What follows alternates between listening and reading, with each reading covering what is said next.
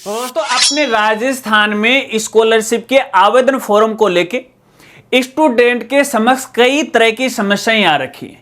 वो पूर्व matric scholarship हो सकती है, वो उत्तर मैट्रिक स्कॉलरशिप हो सकती है। और एक सबसे बड़ी समस्या आ रही है कि जाति प्रमाण पत्र और मूल निवास प्रमाण पत्र के टोकन नंबर है वो मैच नहीं हो रहे। तो ये समस्या क्यों आ रही है और इसका समाधान क्या है वो मैं आपको बताऊंगा। हालांकि इस समस्या का कोई कारण है वो एक नहीं है, कई तरह के कारण है। पहले आपको इसको समझना पड़ेगा। और इसके अलावा जो भी स्टूडेंट स्कॉलरशिप के आवेदन फॉर्म भरने के लिए जा रहे हैं उससे पहले ये मेरी खास बातें हैं, आपको सुनते जाना है, अन्यथा आपके सामने भी है आवेदन को लेके कई तरह की समस्याएं वो आ सकती है। वीडियो आप सबके लिए खास होने वाली है, मेरे साथ है वो आप बने रहेगा। नमस्कार साथियों, मैं हूं आपका अपना साथी राजगुरु जी। तो दोस्तों जैसा कि आप सभी को पता है कि फिलहाल अपने राजस्थान में अलग अलग डिपार्टमेंट की स्कॉलरशिप के आवेदन फॉर्म है वो भरवाए जा रहे हैं। वो समाज कल्याण विभाग हो सकता है या फिर वो कॉलेज लेवल की स्कॉलरशिप हो सकती है। अब जैसे ही स्टूडेंट आवेदन फॉर्म भरने के लिए जाते हैं तो उनके सामने एक सबसे बड़ी समस्या आ रही है जाति प्रमाण पत्र और मूल निवास प्रमाण पत्र के टोकन नंबर मिसमैच को लेकर। हालांकि इस समस्या के समाधान के लिए मेरी तरह काफी सारे क्रिएटर ने यूट्यूब पे वीडियो भी बना रखे हैं और शायद आपने देखा भी होगा, फिर भी आपकी समस्या का समाधान नहीं हो रहा है। तो आपको यहां पे सबसे पहले बताना चाहूंगा, देखिए इस समस्या का कारण है कोई एक कारण नहीं, इसके कई कारण। पहले उसे आपको समझना है क्या क्या कारण हो सकते हैं। देखिएगा यह समस्या क्यों आ रही है, ये इसलिए आ रही है कि आपका जो जाति प्रमाण पत्र और मूल निवास प्रमाण पत्र है वो आपके जन आधार कार्ड के साथ लिंक नहीं है। अब कुछ साथी यहां पे ये कह सकते हैं कि हमने तो हमारा जो जाति प्रमाण पत्र है, मूल निवास है, हाल ही में ई मित्र की मदद से बनवाया है, फिर भी लिंक क्यों नहीं है? क्योंकि उस समय हमने अपना जन आधार नंबर भी दिया था। तो दोस्तों आपको यहां पे बताना चाहूंगा, देखिए जब ई मित्र की मदद से है इसके लिए आवेदन किया जाता है जाति प्रमाण पत्र और मूल निवास के लिए, तो देखिए अपना जन आधार नंबर डालना होता है और वो ऑटोमेटिक इसके साथ लिंक भी हो जाता है। लेकिन आपको यहां पे खास बात बताना चाहूंगा, देखिए फिलहाल यहां पे जन आधार को लेके कई तरह के अपडेट किए गए और अपडेट की वजह से शायद कोई सर्वर इशू हो सकता है, कोई टेक्निकल इशू हो सकता है। इस वजह से आपका जाति प्रमाण पत्र और मूल निवास प्रमाण पत्र है वो आपके जन आधार कार्ड के साथ है वो लिंक नहीं हुआ होगा। तो यहां पे लिंक होना जरूरी है।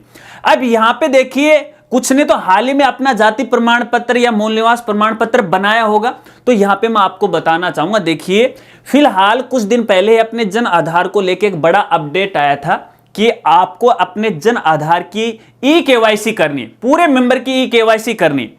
और ई केवाईसी करने के बाद आपको अपना जाति प्रमाण पत्र और मूल निवास प्रमाण पत्र है वो बनाना होता है। तो ऐसे में वो आपके जन आधार कार्ड के साथ है वो लिंक हो जाएगा।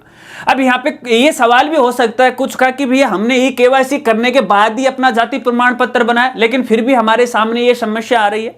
तो यहाँ पे देखिए इसका एक कारण ये हो सकता है, मैंने आपको बताया कि यहाँ पर कोई निश्चित एक कारण नहीं। देखिए आप अपना जाति प्रमाण पत्र या मूल निवास प्रमाण पत्र कहां से बनाया? ई मित्र की मदद से। और स्कॉलरशिप का आवेदन कहां से आप कर रहे हो? अपनी खुद की एसएसओ आईडी से। तो जब ई मित्र ने अपना जाति प्रमाण पत्र बनाया तो उस समय हो सकता है कि सर्वर के साथ वो लिंक नहीं हुआ, तो भैया वो आपके जन आधार कार्ड के साथ कैसे लिंक होगा और आपके एसएसओ आईडी के साथ वो कैसे लिंक होगा?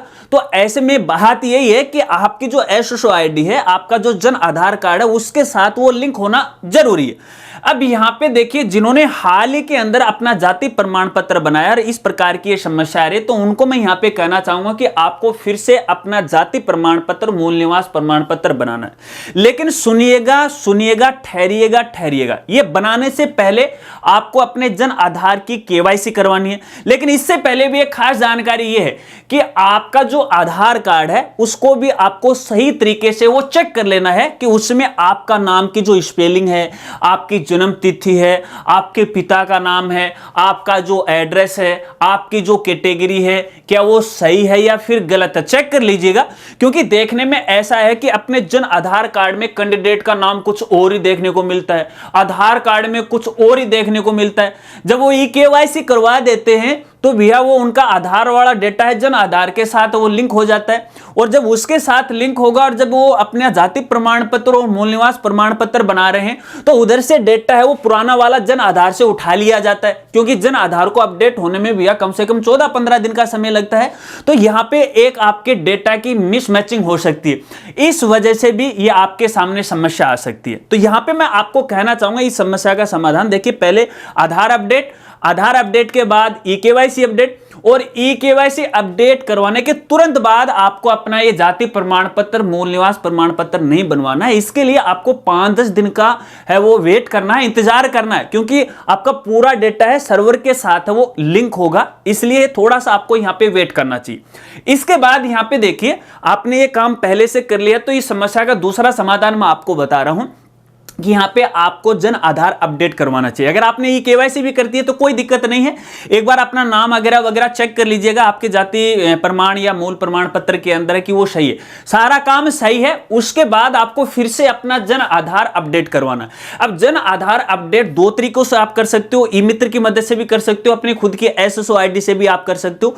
वहां पे आपको अपना ये जो जाति प्रमाण पत्र है और आपका मूल निवास प्रमाण पत्र है वो लिंक करवाना है। अब लिंक कैसे होगा कि यहां पे देखिए आपके जन आधार के अंदर सिटीजन एडिट का एक ऑप्शन आता है, तो यहां पे आपके जन आधार में जितने भी मेंबर हैं उन मेंबर को आपको एडिट करना है, और प्रत्येक मेंबर की आपको यहां पे देखिए जाति प्रमाण पत्र को लिंक करने का आपको ऑप्शन मिल जाता है, मूल निवास प्रमाण पत्र को लिंक करने का ऑप्शन आपको मिल जाता है, कई तरह के ऑप्शन आपको यहां पे वो देखने को मिलते हैं। यहां पे आपको अपना टोकन नंबर डालना है, ठीक है। टोकन नंबर डालने के बाद उसे वेरीफाई कर देना, अगर वो आपके डेटा से मैच हो जाता है तो यहां पे देखिए आपका जो जन आधार या आपका जो जाति प्रमाण पत्र है मूल निवास प्रमाण पत्र है वो आपके जन आधार कार्ड के साथ अपडेट हो जाएगा।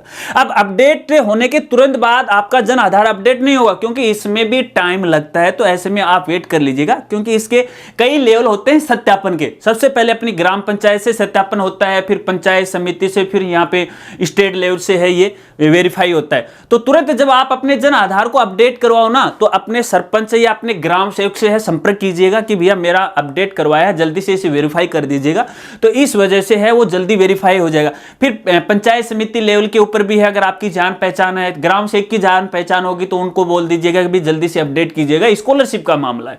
तो ऐसे में आपका जो जन आधार आपके जन आधार कार्ड के साथ है आपका जाति प्रमाण पत्र है और आपका मूल निवास प्रमाण पत्र है वो लिंक हो जाएगा, ठीक है। इसके अलावा यहां पे देखिए जब भी आप स्कॉलरशिप के लिए आवेदन फॉर्म भरे टोकन की भिन्नता आ रही है, तो मैंने बताया कि एक कारण नहीं इसके कई कारण हैं।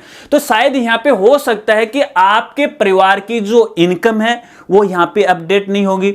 यहां पे जो स्टूडेंट आवेदन फॉर्म भर रहा है स्कॉलरशिप के लिए उसका डेटा वो पूरी तरह से अपडेट नहीं होगा।